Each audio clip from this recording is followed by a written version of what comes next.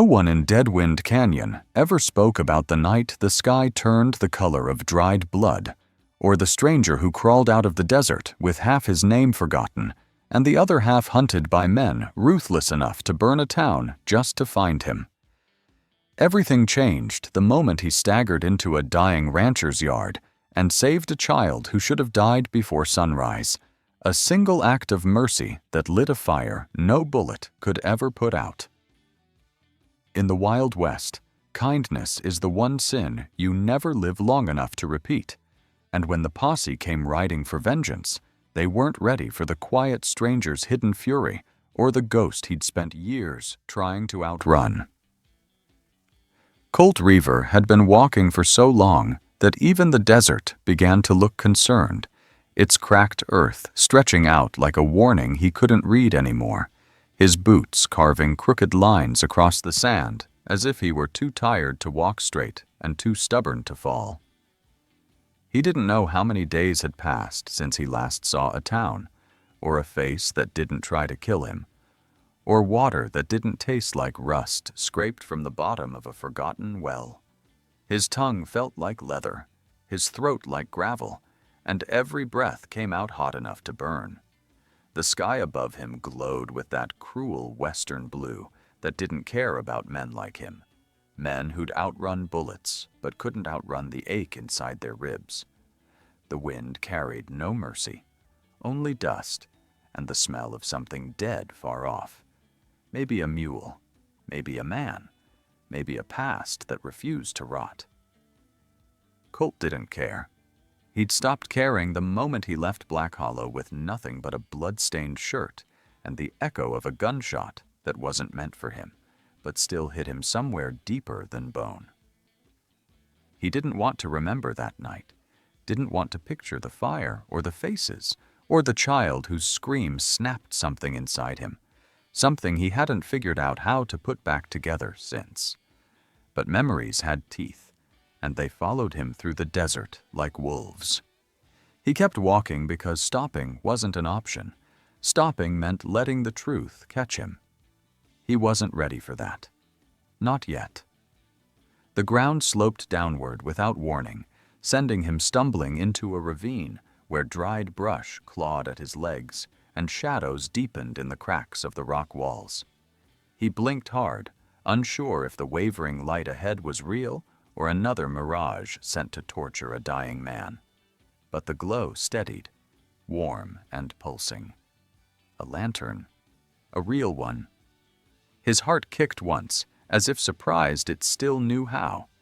He pushed forward until he could see it clearly. A small ranch house hidden in the canyon, leaning slightly to one side like it had survived more storms than it deserved. Smoke curled weakly from a tin chimney. A horse stood tied out front, ribs showing, tail flicking lazily as if unimpressed by visitors who looked half dead. The house shouldn't have been there. Too far from the nearest river, too exposed, too broken. Yet it was, and Colt felt something twist inside him, something like hope, or fear, or both. He reached the porch steps and nearly collapsed, catching himself on the railing. The door creaked open before he could knock. A man stood there, tall but trembling, his beard gray, his eyes sunken but sharp enough to take in Colt's condition in a single glance. He held a rifle, though his hands shook too much to aim it steady. "You look like hell," the rancher rasped. Colt tried to answer, but his voice cracked uselessly. The rancher studied him another moment before lowering the gun with a sigh that seemed to come from somewhere deep. "Well, hell can wait.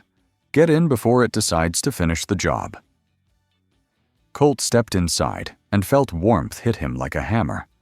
A fire burned low in the hearth. The scent of boiled beans hung in the air. But something else lingered too. A sound he didn't identify until he saw the small shape curled on a cot in the corner. A child, maybe 8. Face pale, breathing shallow, sweat glistening on his brow. Colt froze, something old and dangerous stirring in his chest.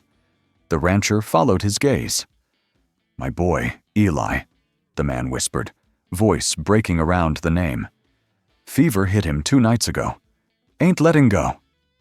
Colt didn't move, didn't blink. Something about the boy, maybe the stillness, maybe the fragility, maybe the reminder of a past he kept trying to bury, cut through him with brutal precision. The rancher dragged a chair toward Colt. "Sit before you fall. Name's Bram." Colt lowered himself, legs shaking. "Colt?" he managed. Bram nodded like he already suspected as much, like the name carried stories that traveled faster than wind. "Water's on the table. Drink slow." Colt obeyed, though the first swallow scorched his throat like fire. But it grounded him enough to see what Bram was trying to hide. He was dying too. Not from fever, but from exhaustion, from worry, from watching the only thing he loved slip away inch by inch. Colt knew that feeling. Knew it too well. "You a doctor?" Bram asked suddenly, though desperation in his voice suggested he already knew the answer. Colt shook his head. "No." "Know anything about fevers?" "Only that they kill easy." Bram's jaw tightened, hope flickering out in his eyes like a candle losing oxygen. Colt shouldn't have cared. Should have stood up and walked back into the desert, kept drifting until the land swallowed him whole. But he didn't. Couldn't. Not when a memory rose like a ghost behind his eyelids. A different child. A different night. A scream that still stabbed him awake until dawn. He swallowed hard. "What happened to him?" Bram hesitated, then sat across from Colt as if sitting made the truth easier to hold. "Rattler got him 3 days back. Caught him by the well. Venom worked fast. I cut it open best I could. Tried to draw it out. Tried every herb I know. Fever won't break." Colt's chest tightened. "You're alone out here?" Bram nodded. "Nearest town's 30 miles. Horse wouldn't make it. I've been waiting for a miracle, but I reckon miracles don't ride this far." Colt stared at the boy, at the thin rise and fall of his chest, at the way he twitched like something inside him was fighting to get free. His hands trembled. His breathing sharpened. Bram noticed. "You all right?" Colt didn't answer. Couldn't. He felt the weight of every mistake he'd made pressing down on him, pushing him toward a choice he didn't want to face. Helping meant remembering. Remembering meant hurting. And hurting was something Colt Reaver had spent years trying to outrun. But Eli suddenly whimpered in his sleep, a small broken sound that sliced through Colt's armor like a knife. Before he knew what he was doing, Colt rose from the chair and moved toward the child. Bram watched with wide eyes, hope flaring again, but afraid to burn too bright. Colt knelt beside the cot and touched Eli's forehead. It burned like a forge. The boy flinched, breathing ragged. Colt whispered under his breath, a curse, a prayer, a memory. He didn't know which. Bram leaned forward. "Can you help him?" Colt didn't look up. "I don't know." "Please," Bram choked out. "He's all I got." Colt closed his eyes. Something inside him cracked. He nodded once, barely. But it was enough. Bram sagged with relief. Colt took a slow breath, forcing himself to speak words he hadn't said in years. "I'll need clean cloth. And a knife." Bram hurried to fetch them. Colt kept his hand on Eli's burning skin, feeling something he hadn't felt in a long time. Fear of losing someone who wasn't even his. He didn't hear the hooves at first. Didn't notice the dust rising outside. Didn't sense the danger slipping into the canyon like a shadow. But Bram did. His head snapped toward the window, face draining of color. Colt followed his gaze. Riders. At least 6. Maybe more. Coming fast. Bram whispered one word. Broken. Terrified. Final. "Them." Colt stood slowly, every muscle turning to iron. The past he tried to bury had finally caught up, and it had come on horseback. Colt didn't waste breath cursing the timing. Fate had never done him favors, and tonight wasn't going to be the exception. Bram stood frozen in the doorway, his eyes wide and terrified, but Colt reached him in 3 strides and yanked him back inside before the rancher could shout something that would get them both killed. The lantern flickered as Colt slammed the door shut. He pressed his back against it, listening to the thunder of hooves growing closer, the scrape of metal, the harsh shouts bouncing off the canyon walls. He knew those voices. He'd heard them in his nightmares, in the cracks of gunfire, in the smoke of burning towns. Men who hunted for sport, for pay, and for pleasure. Men who didn't leave survivors. Bram grabbed Colt's arm, panic strangling his voice. "You know them?" Colt didn't answer. He didn't need to. The look in his eyes told Bram everything. The rancher swayed like the truth knocked the air from his lungs. "God help us," he whispered. Colt reached for his gun, the weight familiar, steady, cold, everything he wasn't right now. He peeked through the slit in the shutter and counted silhouettes riding in heavy formation. 7, maybe 8. Too many. He could take 2, 3 if he got lucky. But not 8. Not with a sick child in the next room and a rancher who could barely lift a rifle. Colt felt something he hadn't felt in years. The sharp taste of fear. Not for himself, but for the people behind him. The riders slowed, forming a half circle around the porch. Their leader, a tall brute with a long coat whipping behind him like a torn flag, dismounted and stepped forward. Moonlight hit his face, revealing scars that looked carved by broken glass and cruelty. Colt's stomach twisted. Malvern Pike, the devil of Black Hollow. The man who should have died 3 times by Colt's hand, but somehow kept crawling back like a plague that wouldn't fade.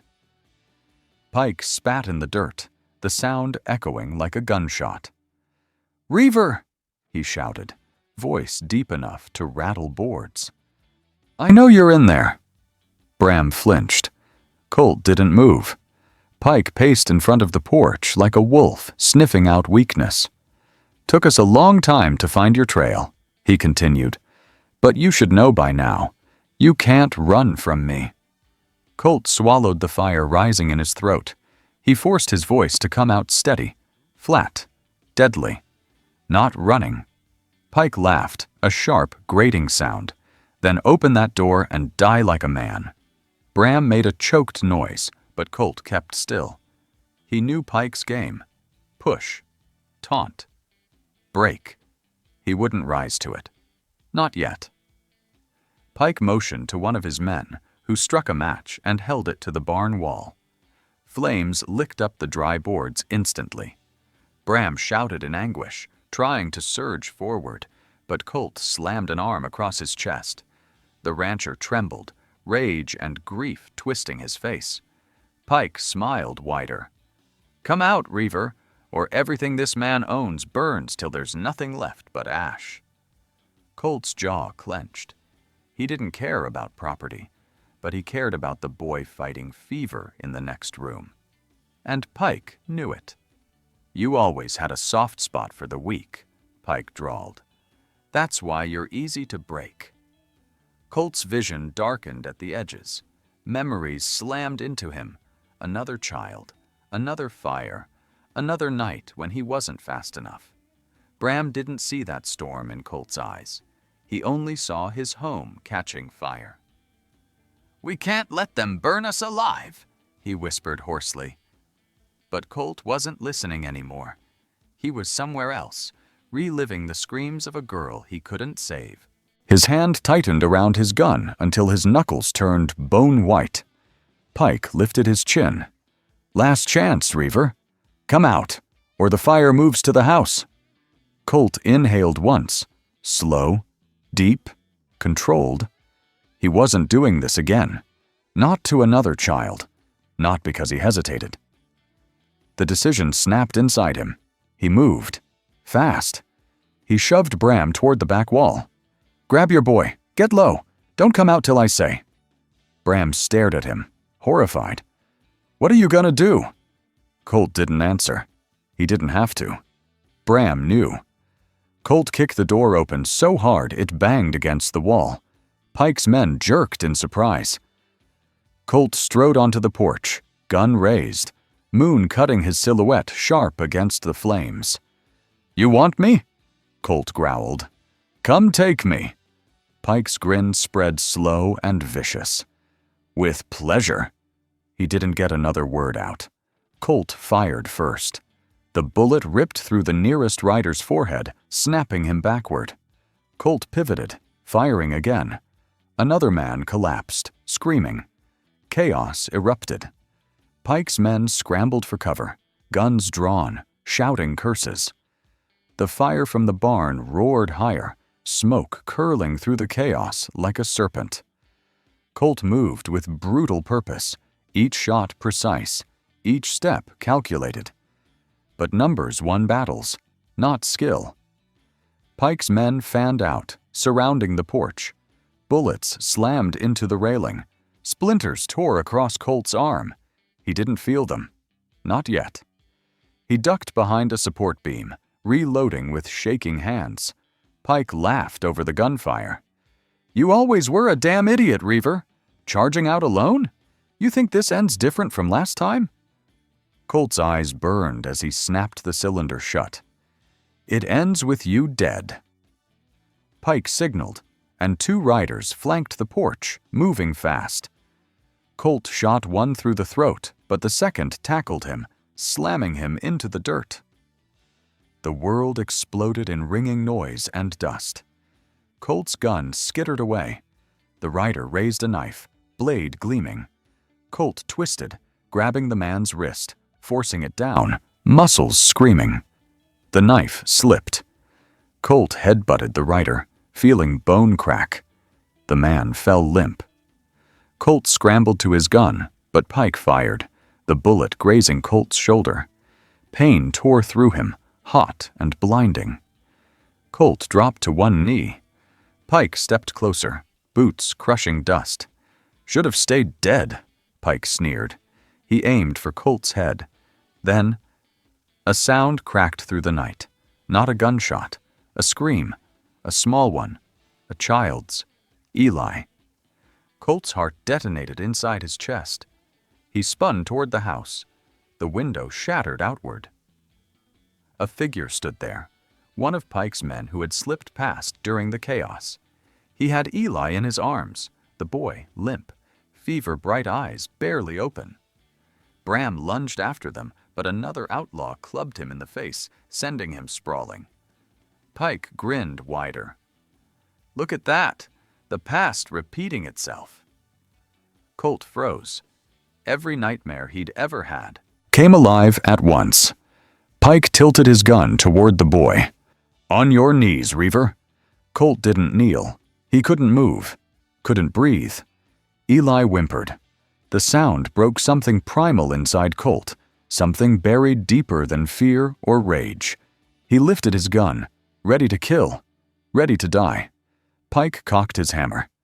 "Choose, Reaver. The boy?" A gunshot thundered. Not Pike's, and not Colt's.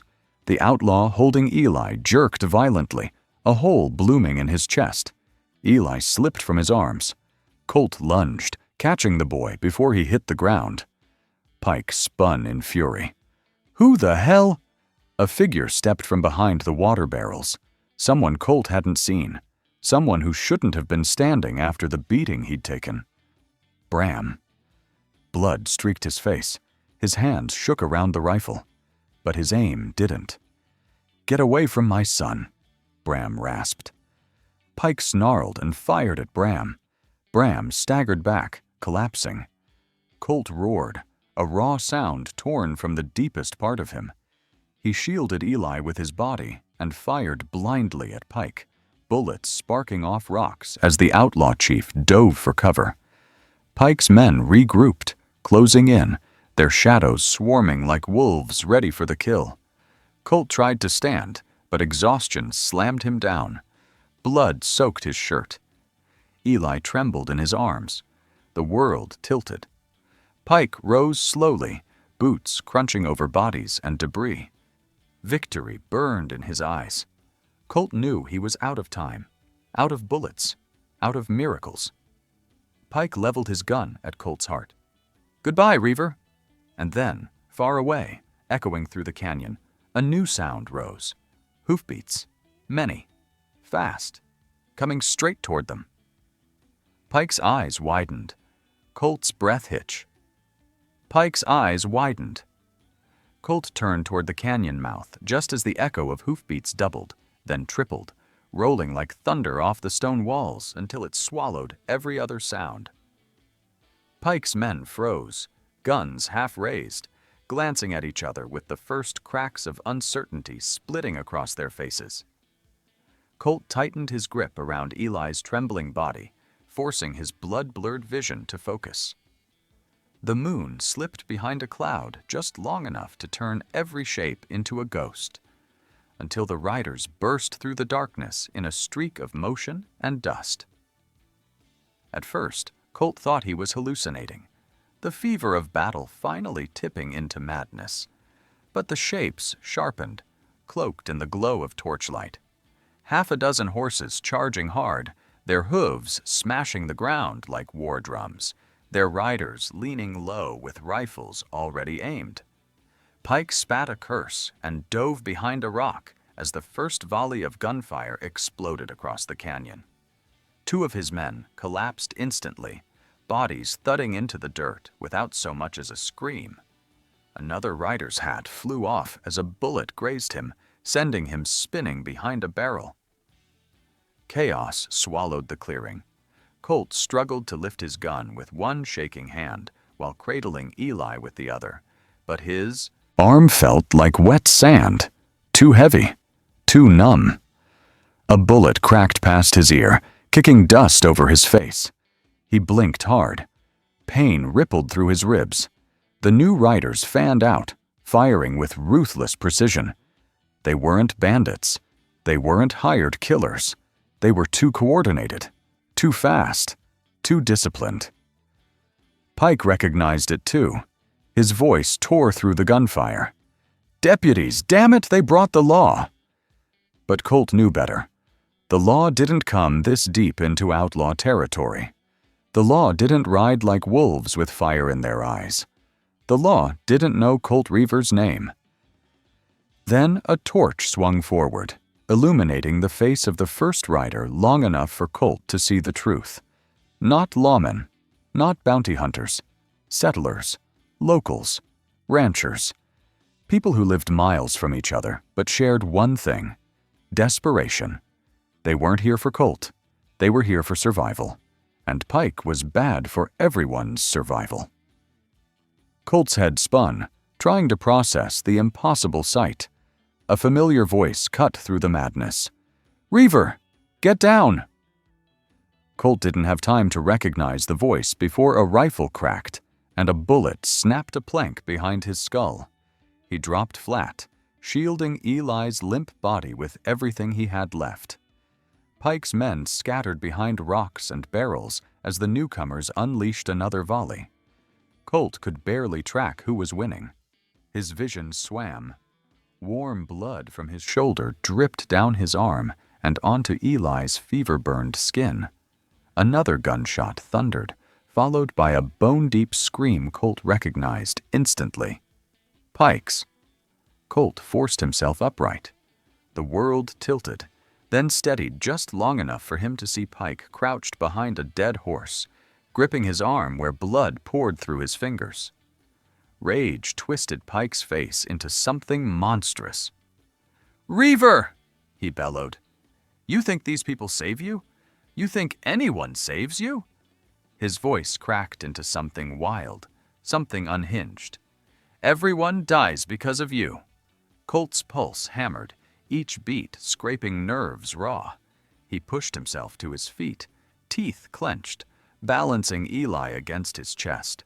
Pike roared orders at his surviving men. "Fall back! Regroup at the ridge!" They obeyed, firing as they retreated.